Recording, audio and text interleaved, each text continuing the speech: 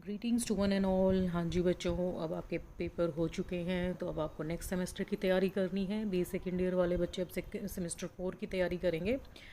तो अब जब आपको कहीं जाना होता है तो you must know about your destination. आपको पता तो होना चाहिए ना हमें कहाँ जाना है और कैसे जाना है।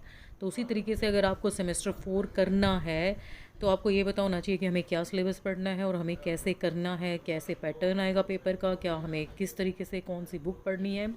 तो वो सब हम इस वीडियो में अब डिस्कस करने वाले हैं। Syllabus and question paper pattern of B second semester 4 MDU Rohtak के अंडर जो आता है, क्योंकि बच्चों ने मुझे बोला था कि मैम इसके ऊपर ज़रूर वीडियो बनाइए। तो सबसे पहले हम सिलेबस डिस्कस करेंगे। इसको आप जूम करके देख सकते हैं, स्क्रीन को बड़ा करके भी देख सकते हैं। तो ये MDU का हम डिस्कस कर रहे हैं। इंग्लिश कंपलसरी है, ये B second year 4th semester के लिए है। टोटल 100 मार्क्स का आपका जो है पेपर रहेगा। थ्योरी रहेगी 80 मार्क्स की। इंटरनल असेसमेंट जो कॉलेज से जाएगी that will be of 20 marks. तो प्रेस्क्राइब टेक्स्ट आपका जो बुक का नाम है वो है सेंटर स्टेज। वो आप ले लीजिए सभी बच्चे। सेंटर स्टेज है ये। It is edited by Sunita Siroha, SS Rihal and Dinesh Kumar and it is published by Orient Black Swan New Delhi. It is easily available on book shops. तो अब हम देखते हैं कि क्या इंस्ट्रक्शंस हैं पेपर सेटिंग और स्टूडेंट्स के लिए। फर्स्ट क्वेश्चन जो आपका रहेगा that will be of explanation of one extract out of the given two with reference to the context. दो दिए होंगे आपको स्टेंजाज या पैराग्राफ्स। तो उसमें आपको क्या करना होगा कि आपको उसको एक्सप्लेन करना होगा और आपको रेफरेंस टू द कॉन्टेक्स्ट बताना होगा, जैसे कि आपने पोएम में किया था कि ये किस जो है ड्रामा से लिया गया है और कौन इसका राइटर है सिमिलरली। और फिर उसको एक्सप्लेन भी आपको करना होगा। दो होंगे, आपको एक करना होगा। 8 मार्क्स का ये रहेगा। सेकेंड क्वेश्चन जो है उसका एक पार्ट है, ए पार्ट, वो very short answer type text based questions रहेंगे, जिसमें स्टूडेंट को जो है आंसर देना है। किसी भी 6 का 8 दे रखे होंगे आपको, 6 के उसमें आंसर्स देने हैं। एक वर्ड, एक फ्रेज, एक सेंटेंस में आपको उसका आंसर देना है and it will be of 6 marks. 1 mark each का ये क्वेश्चन रहेगा। इसका बी पार्ट रहेगा सेकंड क्वेश्चन का। यहाँ पर क्या करना होगा आपको कि 3 क्वेश्चंस दे रखे होंगे, उसमें से कोई 2 करने होंगे और 100 मार्क्स 100 वर्ड्स तक का आपको लिखना होगा ये। और यहाँ पर 2 करने हैं 3 में से, तो 6 + 6 12 मार्क्स का ये पोर्शन रहेगा सेकंड का बी पार्ट। तो चलिए देखते हैं third question. It is long answer type question based on the text to be answered in about 300 words.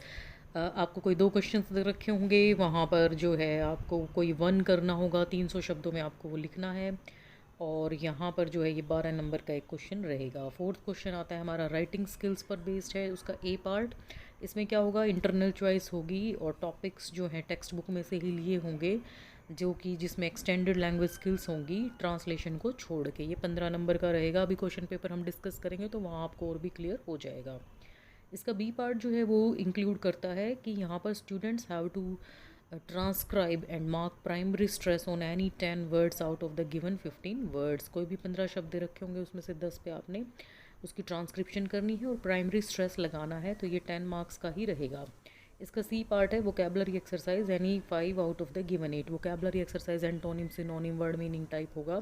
इसमें 5 आपने करने हैं और वो 5 मार्क्स का ही रहेगा। 8 में से कोई भी 5 आपको करने हैं। ये सब आपको अभी क्लियर हो जाने वाला है। अभी हम क्वेश्चन पेपर डिस्कस करेंगे इस सिलेबस के बाद।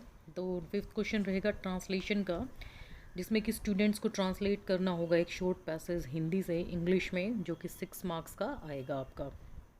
तो इसके लिए आपको टेंस करने पड़ेंगे। और फिफ्थ का बी पार्ट है, उसमें क्या होगा कि एक शॉर्ट पैसेज जो है स्टूडेंट्स को इंग्लिश से हिंदी में करना होगा, वो भी 6 मार्क्स का रहेगा। और जो फ़ॉरेन के स्टूडेंट्स रहते हैं उनके लिए प्रेसी आएगी 300 शब्दों की, तो वो 12 नंबर की रहेगी। तो वो पोर्शन आपको नहीं करना है प्रेसी वाला, क्योंकि आप सब यहाँ ही यहीं के ही हैं, इंडिया के ही, आप फ़ॉरेन स्टूडेंट्स नहीं हैं। तो आपको ट्रांसलेशन वाला पोर्शन ही करना होगा। तो बच्चे पेपर में गलती करते हैं कि वो प्रेसी करके आते हैं, तो उसके मार्क्स आपको नहीं मिलेंगे। Make it clear. तो अभी मैं आपको जो है बता देती हूँ कि आपकी जो बुक सेंटर स्टेज है उसमें कौन कौन से ड्रामाज हैं। सिलेबस और क्वेश्चन पेपर से रिलेटेड कोई भी आपको क्वेरी है, कोई भी क्वेश्चन पूछना है, आप कमेंट सेक्शन में जाकर लिख सकते हैं। I will definitely give its answer to you.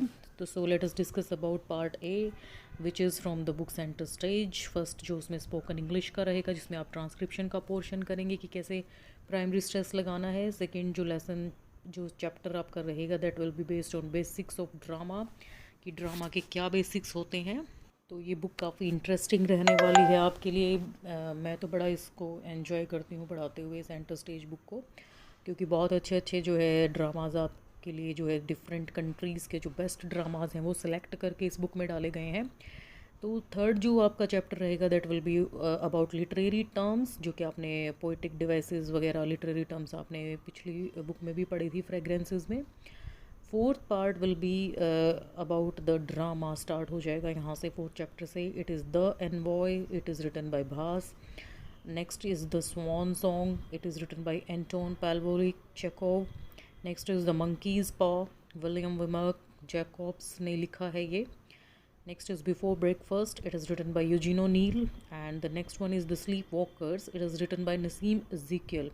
Each and every drama is very very nice and you learn a very nice moral or lesson from these dramas. तो बड़ा ध्यान से पढ़िएगा, बड़ा स्कोरिंग भी है सारा कुछ पोर्शन इसका।